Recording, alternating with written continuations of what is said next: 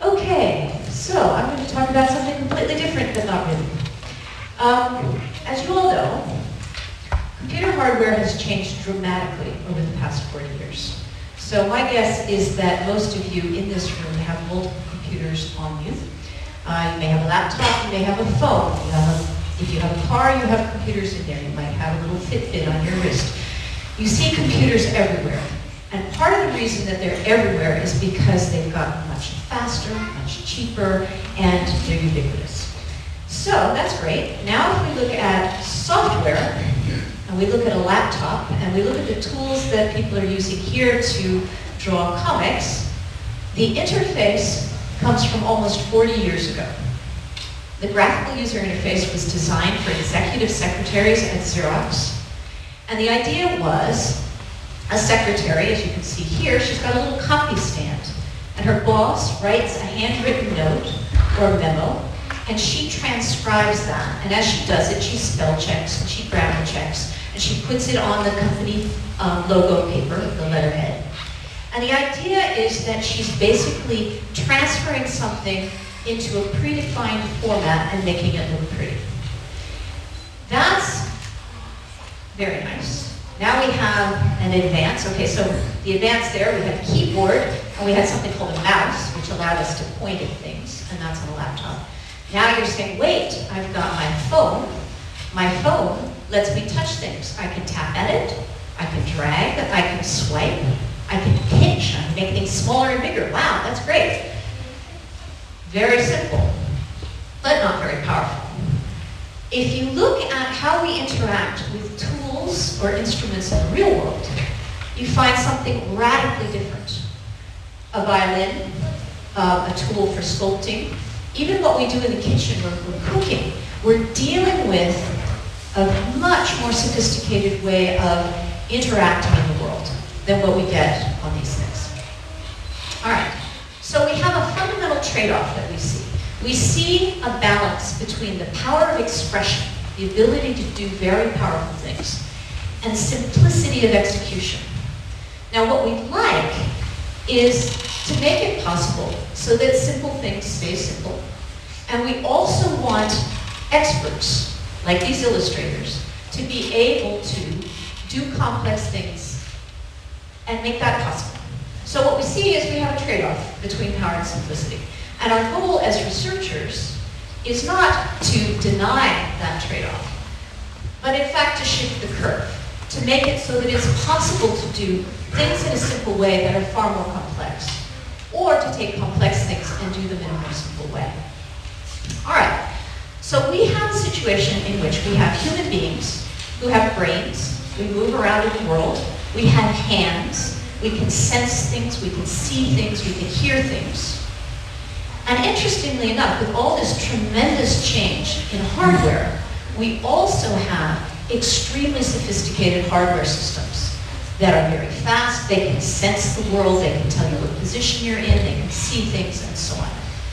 And the interface that we have, the disconnect between what we as expressive, intelligent, interactive in the world people can do, and what those hardware systems can do, we've got this limitation, which is the software in the middle and the interface. And that's what I'm interested in. How do we make that better? Okay. So if we think about what makes physical tools so powerful from a human being's point of view, while they're still relatively simple, or at least incrementally learnable, is because they obey the laws of physics, right? We can learn them, and we can also appropriate them. I'll explain what I mean by that in a minute. Computer tools follow the whims of the programmer. Every software system is a little bit different. You learn it, you relearn it, and you learn it again. And if you don't do it the way it's supposed to, you break it. Now, of course, you can break things in the real world too, but breakability is fundamental to the software world. Now, if we think about learnability and expression and how we think about interacting with physical objects, we think, well, we can move from being a novice to a virtuoso. This little girl here probably is less interesting to listen to than this violinist over here. But nobody is 6 months from now telling her there's a software upgrade and now she's got 5 strings to play instead of just 4, or it's going to be retuned in a different way, or the bow is no longer a bow, it's something else, right? That's what happens to you in software, and you're constantly relearning because the system is changing. There's no constancy for you. At the same time, there's another thing that's going on. As you learn physical tools, physical instruments like this, what happens is it becomes part of your body. If you talk to these illustrators here and look at the way they're using these pens, that is a part of the hand.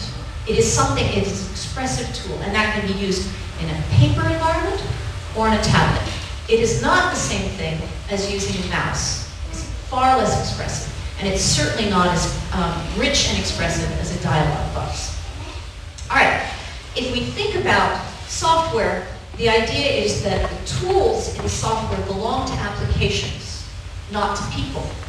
And that's why they change and they vary, and it matters when you pick color in Illustrator. It's not the same as picking in Photoshop, which is not the same as Microsoft Word. All right? The second thing is that physical tools are defined through use. As human beings, we are extremely good at using tools. Other animals use tools. We create them. And in fact, we spend all our time looking around and seeing opportunities for creating tools. This is an example from the film 2001. I think many of you have seen it. I hope. Anyway, this is the moment where this gorilla, or pretty human, whatever it is, suddenly realizes that bone is not just a result of eating an animal, but it becomes a weapon. It's defined through use, by the user, by the human being. Now, when we design tools in the physical world, we design them for certain purposes. That makes sense, right? You have a hammer, you have a nail, there's a task, you're going to take this nail and put it in the wall. What happens if I don't have a hammer? I find another object that will work as well, right? Why does that work in the physical world? Because the properties of something that's hard and pointed and about the right size, and I can hold it in my hand, are the appropriate properties for a hammer. Now, if I'm going to hammer 150 nails, I'll probably go around and find a hammer. But if I only need one, the shoe will do, okay? So we're in a situation in which we redefine the objects in the world and create tools. Here we have chopsticks. Chopsticks are designed for picking up food, but you can use it to tie back your hair. This little girl has discovered that it's a great drum.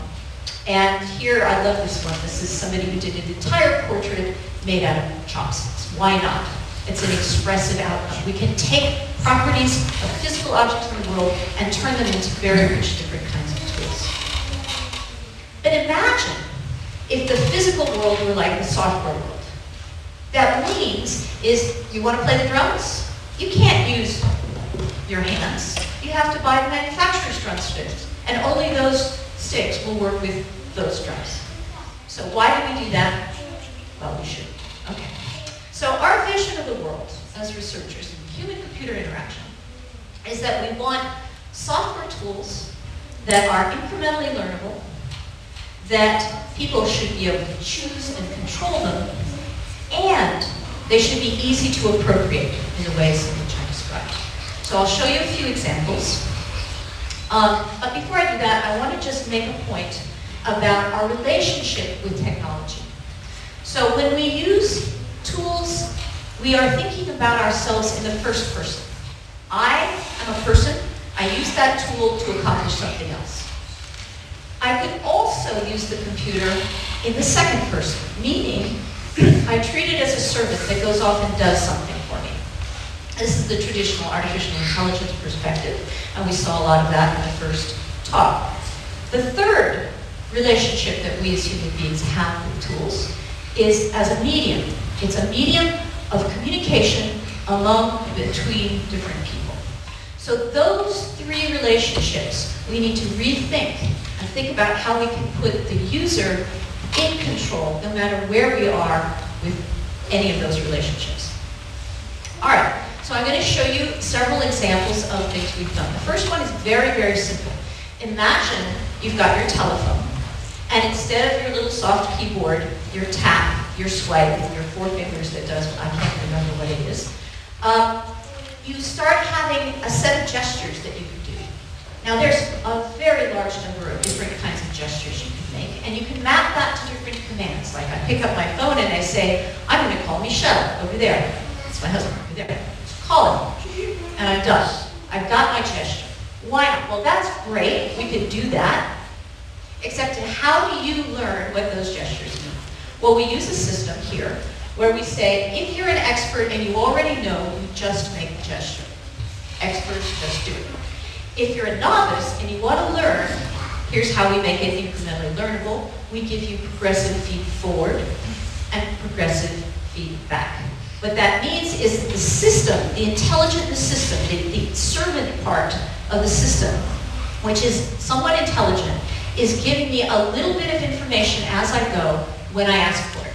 And the way in which I ask for it is I just pause. So let me show you that. Oops, that was supposed to disappear. All right, here's inking the help command. See, there are multiple commands here. The little question marky one is in orange, and it shows you a path. When the path is thick, it means you can do it. Here it is again, same thing. Notice the other opportunities go away. Now, what I'm showing you here, this is the novice mode. I pause, and it shows me all the options. The intermediate mode is, I'm not sure quite how to finish it. Give me a little bit extra. And the last is the expert mode, and that I just do leaving. All right. So the idea, that's a basic idea. We've used that for a variety of things. So for example, if I were on this tablet working with the pen, I could also have a chord-based system, and I could do a variety of different chords. And I can also modify them because I'm now multi-fingers on a multi-touch surface, and I could, I get progressive feed forward to learn how the system works, and then I can start playing chords and drawing things and modifying the parameters as I go. Very powerful idea. Another thing that we've done, and we've done a lot of work with musicians. Actually, all of our work is, almost all of our work is done with artists, composers, choreographers, creative individuals who are pushing the limits of the technology, and we're trying to find tools that, instead of imposing a way of thinking on them, allow them to define their own way of thinking. So here, we look at composers. These are actual scores by actual composers on paper, in color, and in ink. This is not what your typical composition software lets you do. This is how you think. And the strategy that we saw in the first talk is very different from this one. This is somebody exploring ideas. Now, of course, these people, these are contemporary music composers, they use computers as part of their work. We're not saying they do all their composition on paper, but the initial work is exploring ideas and building structures and creating musical ideas. So we have a number of tools that we've created for them that allow them to do that in their own way. So this is what something, professional music software is called Open Music, looks like. That's one way of thinking about it. If you start there, it's very hard to think in terms of the music composition that you're doing. Here, we have something we call New Sync, and the idea is that you create your annotations and you define the meaning gradually over time. You create a symbol, or you create something that isn't going to be interpreted as symbol, or you create a waveform. And I'll just show you a few examples here. These are interactive annotations. This thing that you see here, this is an Enoto pen. What's clever about this pen is commercial technology. You can buy it, although you can't get good software for it, but the hardware is great. It has a little camera in it, and you print on ordinary paper, and there's a dot pattern that gives you a unique ability to capture the gesture that you make. We know which pen, which piece of paper, where on the paper, how quickly it was drawn, what the gesture was, and that becomes interactive. So we allow users to do that. Here we have progressive change. So here, this might start out as a symbol that says a trill, or it could be interpreted as a waveform. So the user can define how they want that interpretation to happen over time. And there's just another example. We have something called Nadi Gestures. Some of these things didn't disappear. I love software. Anyway, we can draw, this is the pen here. I draw a little dot on any line. I get 100% recognition, because understanding a dot isn't actually that hard if it's attached to a line. And then I have on the pen itself a series of functions that I can apply, and we can use that interactively to add meaning to any kind of drawing. This is composition, but it can be used for drawing or anything else. Finally, we have another example. This is something called ERCcOMICS. It was invented by Euler in the 1700s, and it's a way for analyzing pitches and the relationships among them in music. So this is a C major scale over here. I believe this is a C minor scale, and so on. And so there's a composer at ERCcOMICS, which is where we've been working with. And the idea is that he composes music by drawing through this space. And this one I will show you an example of. Except I should have sound. Okay, yes. Oops,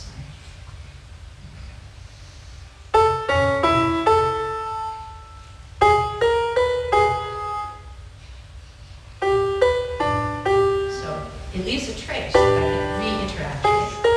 There's bass and treble, and we can also do chords, relationships.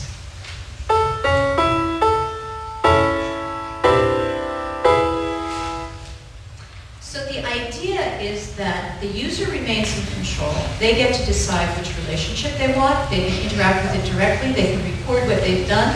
And if you fill up your piece of paper with lots and lots of sketches, throw the paper away and start another one. Or capture it because you captured the last one that you did that you liked. We have generalized this idea to what we call paper substrates. And the idea is that the composers can then create multiple representations of the music that they're composing and link them together, which is precisely what they actually do. And so once they've got these different representations, so we have some waveforms, we have some actual notes, we have different kinds of structural information, we establish relationships among them. We've actually printed on translucent paper, the dot panel works on translucent paper, and we can layer them, combine them. All it takes to link these is to just draw a line and hook it together. We can also add functionality through this notion of dots. And basically we create a playable composition tool made out of paper that is fully integrated with systems like Max MSP and OpenMusic. And there we are, so tied into the composition software. All right, last one. This is an example of a composer who worked, I think, in a really interesting way. This is about appropriation. This is thinking about, well, I've got a pen, and I can draw things, and that will link directly to OpenMusic. He'd say, well, that's nice. But that inspires me to do this completely other thing. He works with manuscripts from the 13th century. Notice these funny little squiggles that end at the top of the note that go down. Well, this was done at a time before today's standard music notation was established. And that is a measure of expression. So the expressivity of the note is reflected in the drawing of the flag at the top of the note. And he said, well, I can redraw those and assign different meaning to that in order to create a new kind of composition, which is a mix of old instruments, singers, and contemporary music software and effects. So we'll see here, this is a system that my student, Jeremy Garcia, is off there, and Philippe will work together. They made copies. They didn't actually draw on the actual sheepskin manuscripts, of course. But they made copies and assigned functionality using this pen. And here we go. L'idée, c'est de réexploiter en fait le graphisme du manuscrit et lui donner un sens nouveau en utilisant toutes les données qu'on peut en extraire, c'est-à-dire par exemple l'épaisseur du trait. So this is the copy that we have here. And he's going to draw around it, but the speed in which he draws, where he draws, the roundness or the sharpness of the drawing are all mappable to different characteristics that are then taken here and transformed into this music software that we can talk about. This is OpenMusic again, which was created at ERCcOMICS. Dessiné comme ça, donc il correspond sur la partition, sur le manuscrit de Machaut qui correspond à cet élément-là. Et qui nous donne donc des trajectoires qui sont utilisées là directement par les voix sous forme de glissé. On part cette fois d'un nœud qui est un punctum et qui donne donc ces trajectoires-là. Si je les lis de façon un peu plus dilatée, elles sont comme ça. Et donc là, ce sont le violoncelle et la guitare, en fait, qui suivent exactement les contours de ce nœud.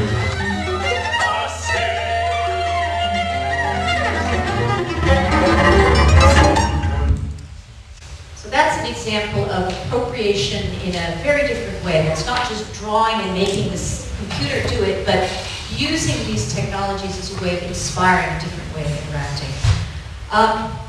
So I'm going to summarize here. We have this idea of trying to create very powerful human-computer partnerships. And we keep in mind the idea that whenever you or I or any human being is interacting with technology, there are two things happening.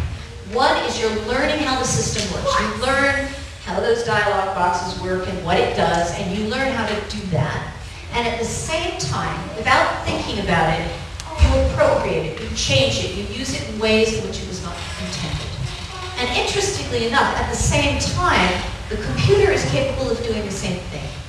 Machine learning and artificial intelligence techniques are used to learn from the computer's behavior, and there are also ways of turning around and helping shape or change the user's behavior to teach, not necessarily explicitly, but through action. And if you combine those together and allow the user to stay in control of that process, rather than handing it off to the computer, but allow the user to be the person who is responsible for all four of those relationships, then I think we have the ability to move this curve that we talked about and end up with far more powerful systems that remain simple and accessible to human beings. So, code-active instruments, they should be worthwhile learning. They should be easy to adapt based on understandable properties, just like in the real world. And they should be owned by people, not software manufacturers. And I'll stop there. Thank you very much.